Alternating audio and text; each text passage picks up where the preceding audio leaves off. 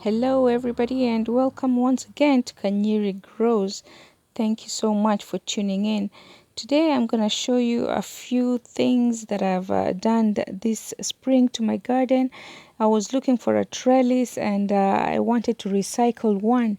So I came across this metal bed frame that I thought would be ideal to use as a trellis for my beans. So as you can see there, I'm just running through the metal bars so I can just create like a cattle fence, sequence, and that's the end look of it. I'm happy with that because I didn't want it to just have bars across, and I need to make the climbers beans run through the hose well and be stable. So these are the beans that I'm going to be transplanting today.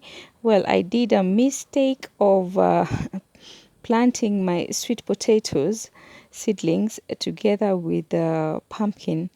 So I realized later that, well, that would bring conflict in in in space, because both of them, they'll be fighting for space, they'll be fighting for nutrients.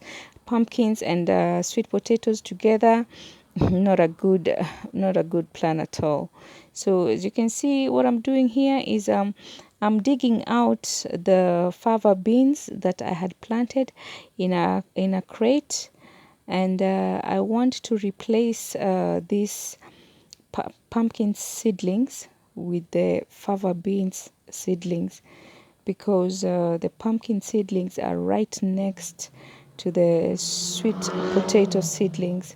I'm really sorry about that noise. I'm just standing by the window and it's kind of noisy by the roadside.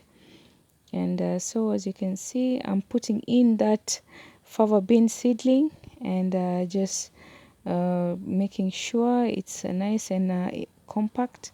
So as you can see, this trellis, it will be very ideal for this fava bean. And so I'm gonna do the rest to the other 4 seedlings there. And so as you can see, that is how it came out. Those are all now fava beans. Then I went in, watered them because we've just transplanted and they need water is very important at this point.